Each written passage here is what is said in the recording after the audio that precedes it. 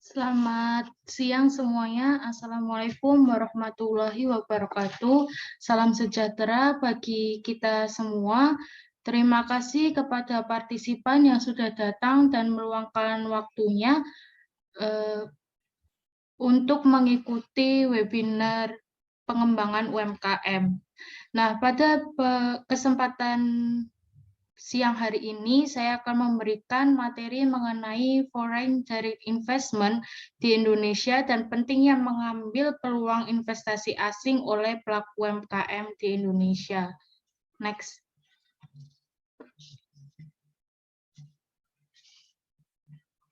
Nah, ada pepatah tak kenal maka tak sayang. Nah, di sini izinkan saya untuk memperkenalkan diri terlebih dahulu. Nama saya adalah Tia Permata Ulfa, sering dipanggil Ulfa. Saya merupakan lulusan D3 Perpajakan UNS dan saat ini saya merupakan mahasiswa tingkat akhir di Universitas 11 Maret jurusan S1 Transfer Akuntansi. Next. Nah, pada pembahasan atau penyampaian materi siang hari ini, saya akan membagi beberapa poin pembahasan, yaitu yang pertama, apa sih itu FDI, kemudian yang kedua, apa aja sih bentuk dari FDI, yang ketiga, apa aja motif yang seseorang itu melakukan FDI, kemudian yang keempat itu faktor apa saja yang mempengaruhi FDI. Kemudian yang kelima, bagaimana sih FDI di Indonesia. Kemudian yang keenam, bagaimana sih peluang FDI di Indonesia, serta alasan apa UMKM itu harus mengambil peluang FDI di Indonesia. Next. Nah, apa itu FDI? Mungkin sebagian dari kita itu belum familiar apa sih itu foreign direct investment. Nah, menurut Undang-Undang Nomor 25 Tahun 2007, penanaman modal asing itu merupakan kegiatan menanam modal untuk melakukan usaha di wilayah Republik Indonesia yang dilakukan oleh penanam modal asing, baik yang menggunakan modal asing sepenuhnya maupun yang berpatungan dengan penanam modal dalam negeri. Nah, dari penjelasan undang-undang tersebut, kita mengetahui bahwa penanaman modal asing atau direct investment itu investasi yang dilakukan oleh investor ke negara kita. Nah, investasi asing langsung itulah yang disebut sebagai foreign direct investment atau FDI. Nah, next.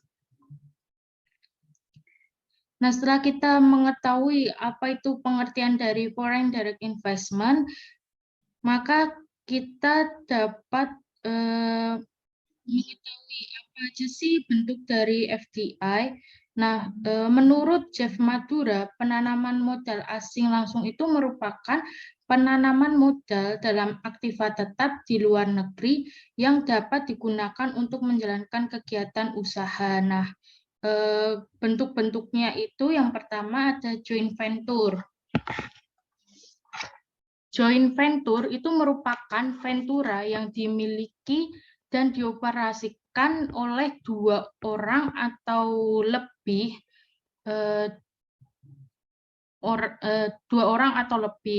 Nah, ada banyak perusahaan itu menembus pasar luar negeri dengan terlibat dalam kegiatan joint venture dengan perusahaan yang berada di pasar yang ditargetkan tersebut.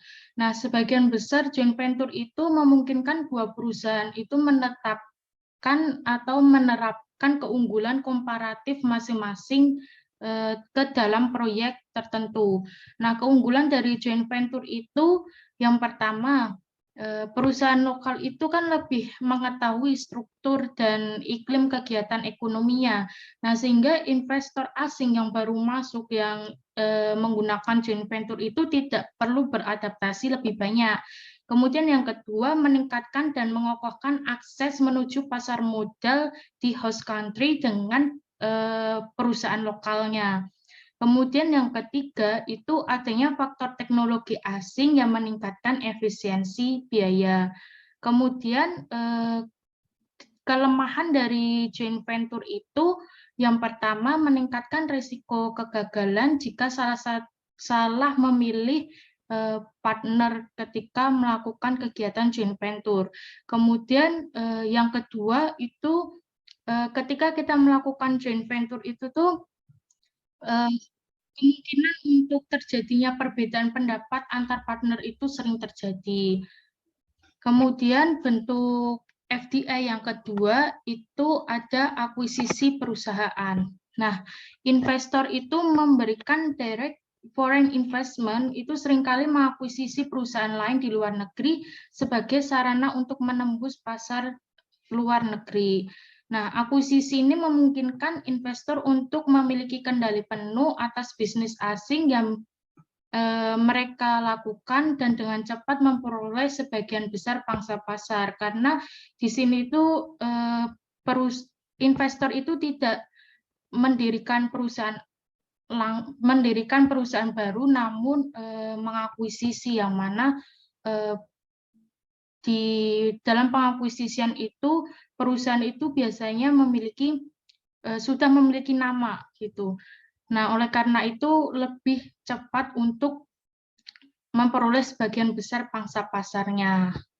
Kemudian yang ketiga yaitu bentuk dari foreign direct investment itu bisa mendirikan perusahaan asing baru langsung. Nah, investor dapat menembus pasar luar negeri dengan mendirikan operasi baru di luar negeri untuk memproduksi dan menjual produk mereka. Seperti akuisisi asing, metode ini tuh membutuhkan biaya yang cukup besar. Nah, kelemahan dari pendirian perusahaan baru asing ini jika tidak melakukan analisis pasar secara mendalam atau observasi secara menyeluruh, resiko untuk kegagalan itu sangat tinggi. Kemudian yang kedua, kelemahan dari pendirian perusahaan asing langsung itu, kelemahannya yaitu perusahaan asing yang baru didirikan itu lebih menemui risiko negara akibat pembatasan pemerintah. Next.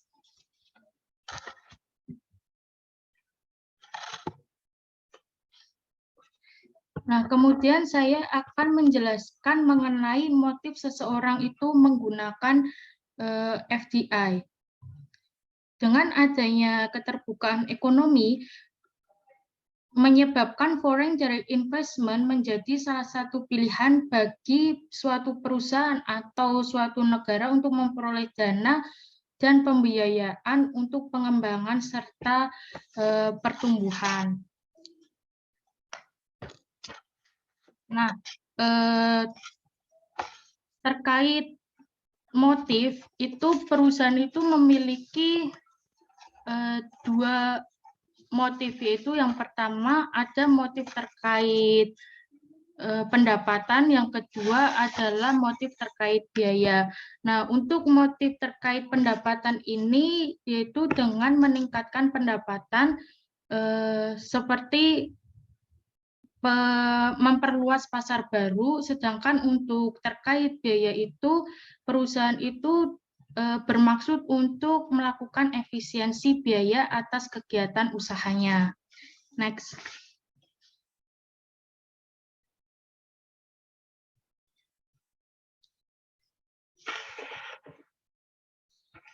Nah, kemudian saya akan menjelaskan mengenai faktor-faktor yang mempengaruhi FDI. Nah, faktor-faktor yang mempengaruhi FDI itu yang pertama ada perubahan pembatasan.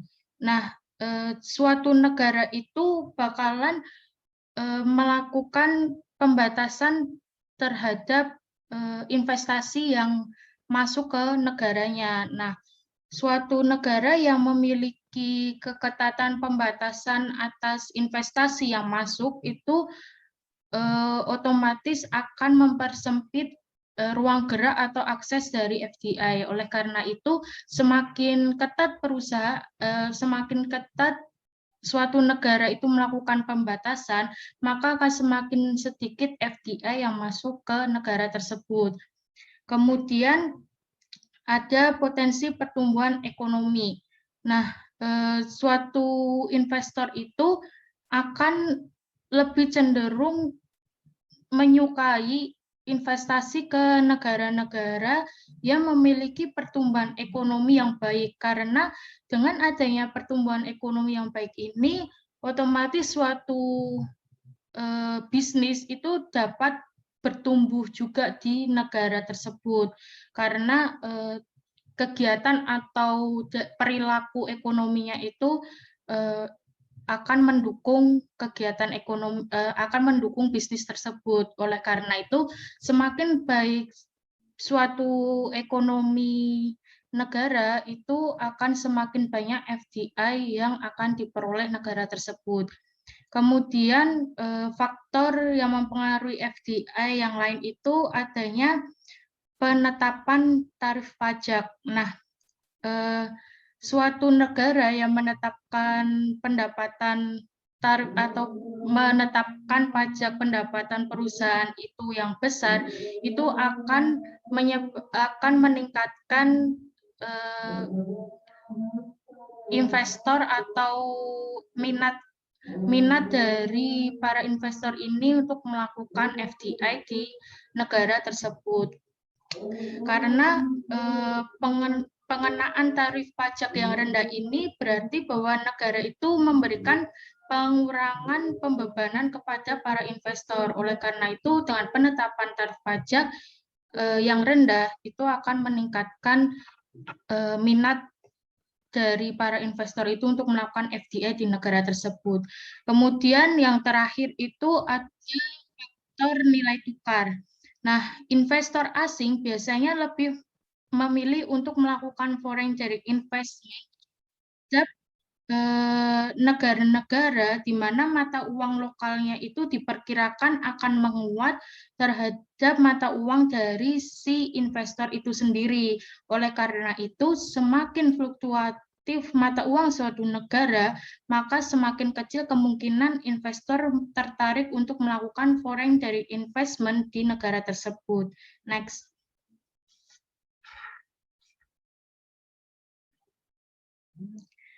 Nah, lalu bagaimana sih FDI di Indonesia? Nah, berdasarkan rencana strategis penanaman modal pada tahun 2015 hingga 2019, pemerintah Indonesia itu menetapkan sektor prioritas investasi, yaitu infrastruktur, agrikultur, maritim, pariwisata, kawasan ekonomi khusus, dan kawasan industri, serta ekonomi digital. Berdasarkan survei yang dihimpun dari Bank Dunia dalam laporan Global Investment Competitiveness Report tahun 2020, Indonesia itu memiliki peringkat 10 besar negara yang diminati untuk dilakukan investasi asing.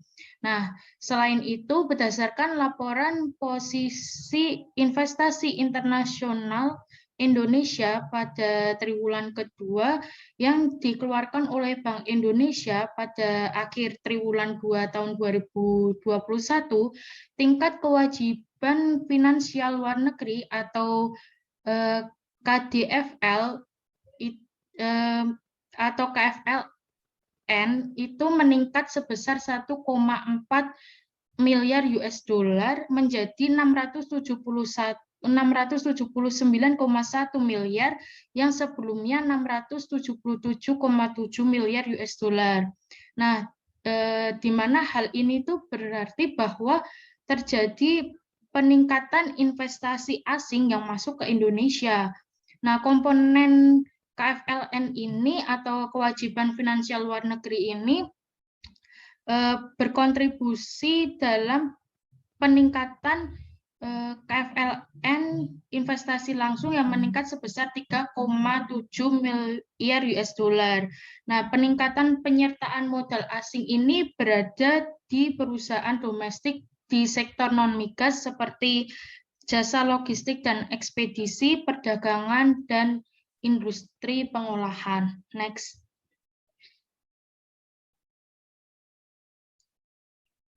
Nah, setelah kita mengetahui FDI di Indonesia, lalu bagaimana sih peluang FDI di Indonesia? Seberapa berpeluangkah FDI di Indonesia? Nah, seperti yang telah saya katakan tadi di awal, bahwa Indonesia itu kan masuk 10 besar negara tujuan investasi dunia pada tahun 2020. Indonesia itu memiliki potensi besar pada pasarnya, yaitu Indonesia itu merupakan 40% dari pasar ASEAN dan terletak di lokasi yang strategis di mana negara Indonesia itu merupakan penghubung antara benua Asia dan benua Australia. Nah, dalam kaitannya untuk menjaga iklim investasi Indonesia, pemerintah itu melalui BKPN itu telah mengambil beberapa langkah strategis untuk meningkatkan arus investasi di Indonesia. Nah, seperti yang pertama itu memfasilitasi perusahaan existing yang sudah beroperasi di Indonesia dalam mengatasi kendala yang mungkin dihadapi. Yang kedua, memfasilitasi investasi yang terhenti. Yang ketiga itu memfasilitasi untuk membawa investasi baru ke Indonesia, serta yang terakhir itu memberikan insentif kepada perusahaan yang akan melakukan ekspansi. Nah, lalu jika dilihat berdasarkan faktor yang mempengaruhinya FDI di Indonesia, maka peluang investor untuk melakukan FDI di Indonesia itu sangat tinggi. Next. Nah, jika dilihat berdasarkan faktor perubahan pembatasan. Nah, pemerintah Indonesia pada tahun 2020 itu kan telah melakukan pengesahan terhadap Omnibus Law. Nah, pengesahan undang-undang ini menjadi pendorong yang cepat menyelesaikan hambatan-hambatan investasi dasar seperti perizinan sehingga tenaga kerja untuk para investor yang ingin menanamkan modalnya di Indonesia. Nah, seperti yang sebelumnya atau pada saat faktor tadi, saya akan menjelaskan mengenai perubahan pembatasan. Nah, berdasarkan hal tersebut, itu suatu peluang itu bisa saja muncul ketika penghapusan hambatan itu dilakukan oleh pemerintah suatu negara. Nah, hal ini berarti jika mengesampingkan faktor lainnya, maka peluang Indonesia untuk investor melakukan foreign direct investment di Indonesia itu akan meningkat. Kemudian, jika dilihat berdasarkan perizinannya, menurut survei yang dilakukan oleh Bank Dunia, masalah utama yang menjadi penghambat aliran masuk FDI itu adanya kesulitan dalam perolehan izin. Nah, semakin ketat dan semakin sulit perizinan yang diberikan suatu negara terhadap investor ini akan menyebabkan semakin kecil pula peluang negara tersebut memperoleh investasi asing langsung dari investor. Nah, berdasarkan tabel yang diambil dari OECD FDI Restrictiveness, itu tingkat keterbukaan Indonesia itu sebesar 0,35. Hal ini berarti Indonesia itu cukup terbuka dan ramah terkait perizinan FDI. Next.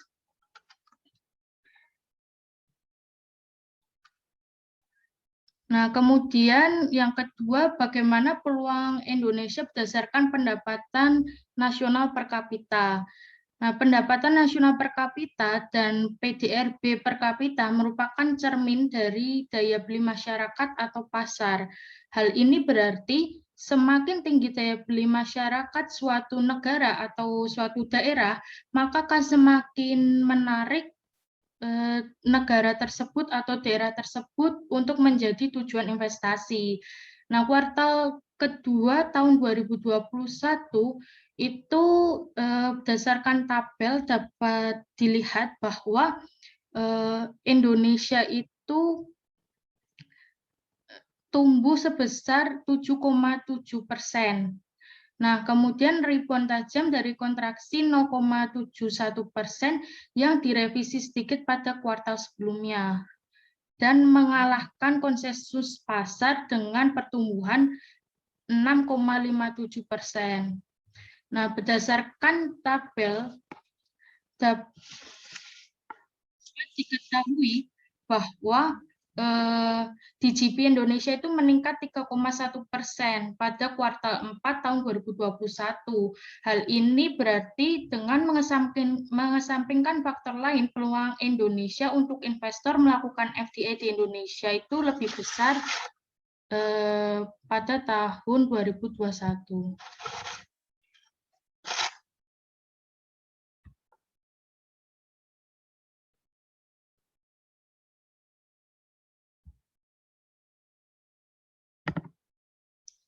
Next.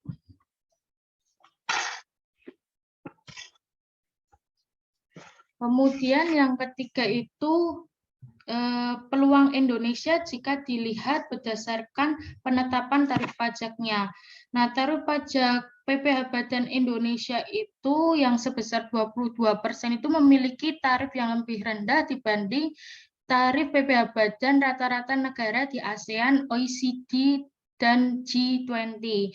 Yang mana hal ini berarti bahwa Indonesia itu memiliki peluang yang lebih besar dibanding negara-negara tersebut. Next.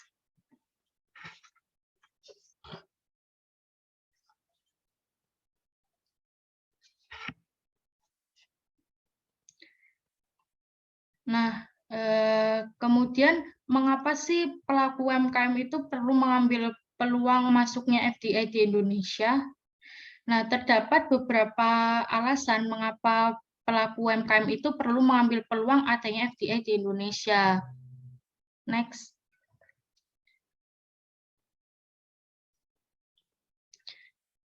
Nah, alasan-alasan tersebut yaitu yang pertama meningkatkan keuntungan penjualan. Dengan mengambil FDI, maka akan meningkatkan masuknya modal baru yang dapat digunakan untuk membantu mendanai kegiatan usaha yang kekurangan dana. Dengan pelaku UMKM mengambil peluang ini, maka akan membuka jalan bagi para pelaku UMKM untuk mengembangkan usahanya. Kemudian adanya akses yang terbuka setelah melakukan FDI akan memperluas pasar dan target penjualan dan memperoleh keuntungan penjualan yang lebih besar. Kemudian yang kedua itu dapat mempercepat pertumbuhan pasar. Seperti yang telah dijelaskan sebelumnya, dengan mengambil FDI akan membuka akses untuk memperluas sasaran dan meningkatkan pertumbuhan pasar. Foreign direct investment menjadi sarana penting untuk mendapatkan pijakan di pasar internasional yang saat ini tuh sedang berkembang. Kemudian yang terakhir itu ada pengenalan teknologi baru. Nah, masuknya investasi asing ini biasanya itu disertai dengan adanya transfer teknologi. Nah, para investor ini biasanya kan membawa pengetahuan teknologi baru ke Indonesia. Nah, lama-lama teknologi tersebut kan akan dikembangkan ke Indonesia. Nah, dengan adanya perkembangan teknologi ini, UMKM atau perusahaan dapat berpeluang untuk meningkatkan produktivitas mereka dengan teknologi tersebut dan dapat berpeluang untuk memasarkan produknya ke pasar internasional. Next. Nah, sekian pemaparan materi dari saya. Apabila ada pertanyaan, bisa langsung raise hand.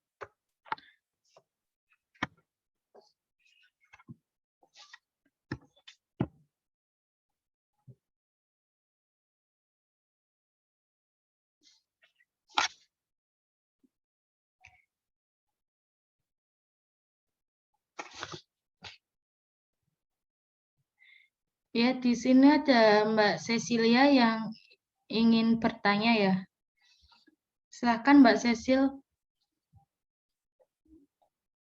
Ya, baik, Mbak Ulfa. Apakah suara saya terdengar jelas? Iya, terdengar. Oke, nah saya mau bertanya Mbak, apa aja sih fasilitas dan dukungan yang diberikan pemerintah kepada UMKM yang sedang mencari investor? Terima kasih. Baik, saya akan menjawab pertanyaan dari Mbak Cecil terlebih dahulu. Dan nanti apabila ada partisipan yang ingin bertanya juga dapat langsung raise hand ya. Nah, berdasarkan artikel yang diterbitkan oleh Kementerian Investasi atau BKPM disebutkan bahwa BKPM itu telah melakukan upaya untuk meningkatkan realisasi investasi ke Indonesia. BKPM juga mendukung langkah strategis untuk UMKM yang ingin meningkatkan performanya, yaitu yang pertama, kemudahan pengajuan izin usaha. Nah, seperti yang kita ketahui, bahwa sulit untuk menemukan investor yang akan menginvestasikan dananya pada pelaku usaha yang tidak memiliki izin usaha. Nah, sekarang ini pembuatan izin usaha telah dipermudah dengan adanya online single submission yang telah terintegrasi dengan kementerian dan lembaga pemerintah non-kementerian lainnya sehingga memudahkan pelaku usaha untuk mengurus persyaratan usahanya. Nah, kemudian BKPM ini juga sekarang telah memberikan wewenang untuk pemberian insentif fiskal seperti tax allowance dan tax holiday, yang mana sebenarnya wewenang ini pun juga sudah diatur di PMK, di mana batasan tax holiday diturunkan dari 1 triliun menjadi 500 miliar. Oleh karena itu, perusahaan yang belum mencukupi batas investasi 500 miliar itu bisa mengajukan tax allowance yang dapat memberikan potongan pajak hingga 30%. Nah, ini tuh juga bisa menjadi angin segar untuk pelaku UMKM yang ingin menggait para investor asing. Kemudian selanjutnya itu ada bentuk dukungan BKPM untuk UMKM dengan mendorong para investor besar itu menggandeng pelaku UMKM. Nah, Kepala BKPM pun juga telah mengatakan bahwa investor asing tidak diperbolehkan menjadi pemegang saham UMKM, namun para investor asing yang masuk ke Indonesia itu diwajibkan untuk bermitra dengan para UMKM setempat. Nah, hal ini tuh dapat menumbuhkan sektor UMKM tanpa menghilangkan kepemilikan dari UMKM oleh warga sekitar dan kemudian juga dapat memberikan kontribusi besar bagi ekonomi Indonesia. Begitu Mbak Cecil, apakah ada tanggapan atau sudah jelas?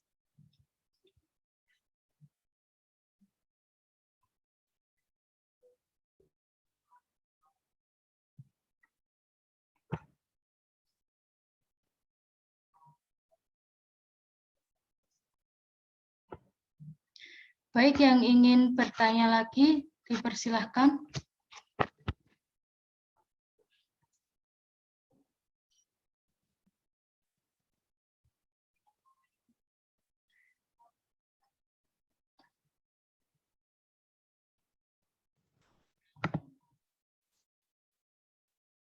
Jadi, apakah ada yang bertanya lagi?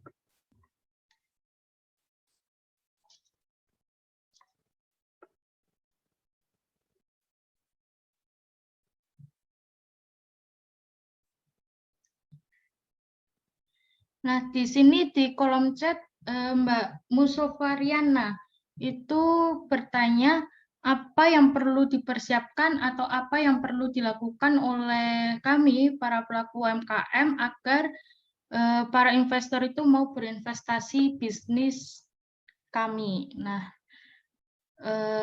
baik, saya akan menjawab pertanyaan dari Mbak Musofariana.